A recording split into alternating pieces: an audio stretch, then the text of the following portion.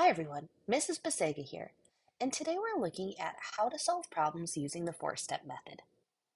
The four-step method is a problem-solving way to get all the points on a test, but also to be able to help select the correct equation. I know that's a really tricky thing, so let's help out. Let's say I'm doing a problem like number 4. The first thing I want to do is try to figure out all the things I know and don't know, and I'm going to start recording them on the left. Record them along with the symbol that it represents.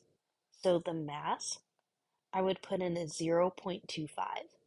Its symbol is M for mass. It says the radial distance, R, is 0.45. And it completes 10 cycles in 20 seconds.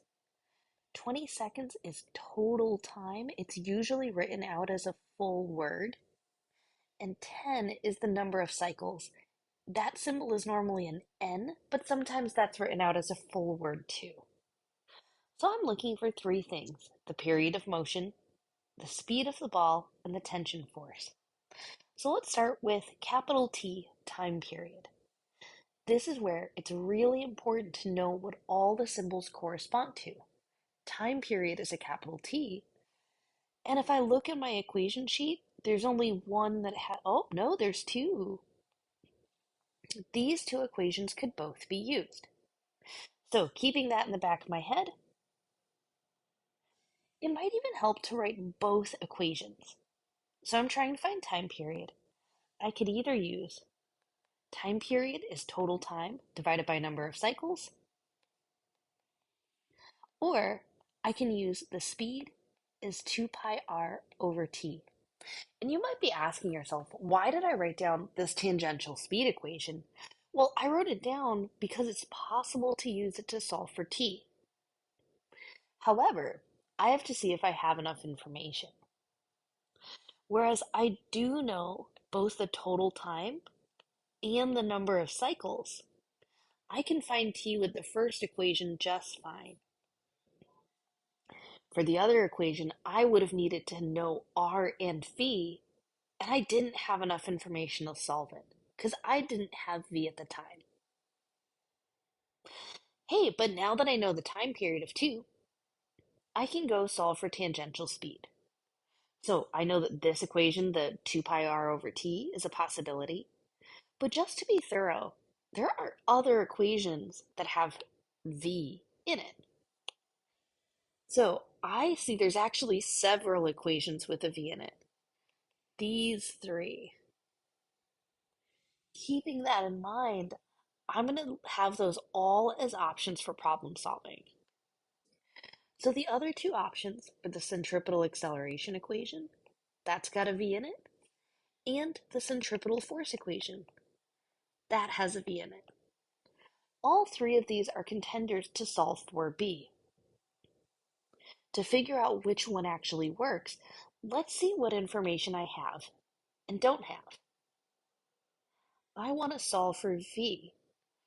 So do I have the radius and time? I do, because I have time period from earlier. If I'm trying to solve for v, I need to know all the numbers in the equation except for v. I don't know a, so it can't be this. And I don't know force, so it can't be that. That's kind of my process of elimination if I'm ever stuck in a problem. Write down all the potential equations and cross out the ones I don't have enough information to solve for. Substituting now, that's 2 pi r, and I'm going to use the 2 from just before. The time period was 2, so I can substitute a 2. That's how I'm getting the 1.41 meters per second. So keep in mind the steps that we've done so far in the four-step method. I identified the knowns and unknowns, make a big list of all the numbers that are relevant. Then select an equation. This could be something like writing down all the possible equations for tension force and then eliminating the ones that don't work. So let's try this again for tension. I want to point out that you have to be careful with symbols here. That capital T is for time period. It's not for tension. Tension is a force, but it's not the friction force. It's not the gravitational force. Tension is the centripetal force in this system. So I'm going to write my V squared over R equation to find the tension force. Tension force is mv squared over R, or 0.25 times 1.41 squared. And notice it's only the 1.41 that gets squared, not the m along with it, all divided by a radius of 0.45.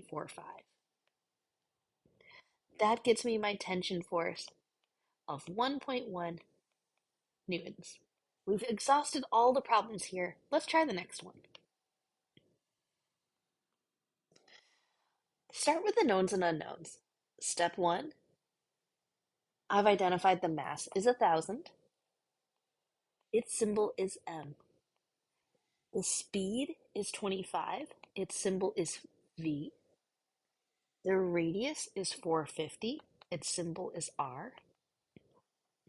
And the first thing I want to find is time, just like before. So I'm going to write down my two potential equations for time, but I can see as I'm writing that I can't use this one, right? Like I don't have total time, I don't have number of cycles, it's not going to be that. But the only other equation with time period so far is this one. And I can solve this for t. Let's double check. I know I'm trying to find t, and I have both v, r, and 2 and pi.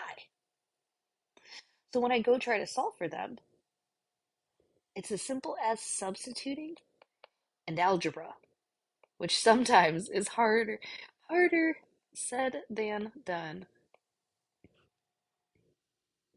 Ooh, I've got a trick for you. We know that step 1 was knowns and unknowns. Step 2 is selecting the equation. Then we substitute. But now I've got to solve it. So I have a trick. If you ever get to a point and the variable you're trying to solve is in the denominator, I'd like you to do a switcheroo. Very scientific name. I want you to switch the location of the t and the 25. So now I've got t is equal to 2 pi times 450 over 25. The time period then is 113 seconds. Doing that switcheroo lets me have t on its own. And now we just have to think, is this a reasonable number?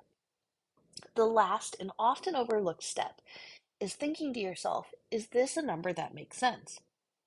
If my car was taking a turn along some sort of road, yeah, it might make sense to make almost 2 minutes in order to make this really big turn. Cool. Next, it says calculate the centripetal acceleration. And it turns out that is really easy to select because only one of these equations has a in it. It's this one. Wow. So I did my knowns and unknowns. I write down the equation. I'm substituting in this case, it is the speed of 25 squared over the radius of 450. And substituting into my calculator, I get 1.39 meters per second squared. I'm asking myself, is this a reasonable answer for acceleration? Yes, it is. In this case, this acceleration is totally fine. It's less acceleration than gravity, and centripetal acceleration can actually be pretty high without tons of problems. Next, it asks for friction force. We know friction is a force, but it's not gravity, so it's not here. Friction force does have an equation, so I'm going to write it down. But so does centripetal force. These two are both potential equations. So let's see which of these makes sense to use. The original friction equation that we used in previous units looks like this.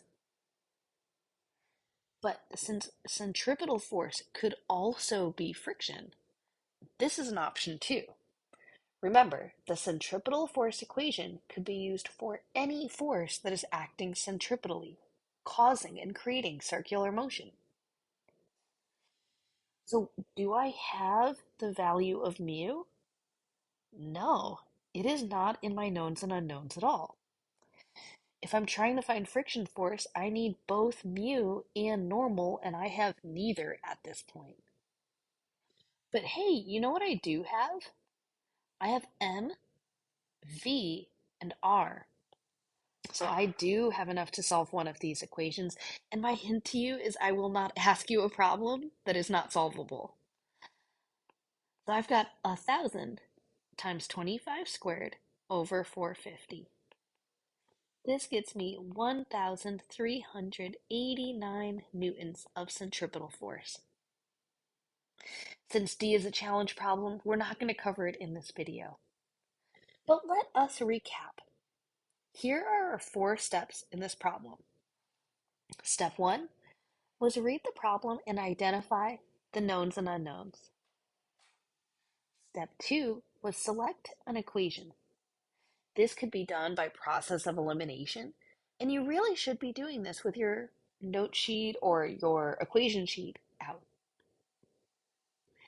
Next, we're going to substitute and show all our work in solving. This way, on a test, if you make a simple math error, then I'll be able to give you partial credit. And finally, you have an equation that you can substitute all into your calculator. And when you solve it, I want you to think to yourself, is this reasonable? 4 is an often overlooked step. Does this number make sense? Would it make sense that a car has a friction force of over 1,000? Yeah, cars are really heavy. And the more normal force you have, the more friction force you have. So that's all, folks. This is how to do the 4-step method in physics.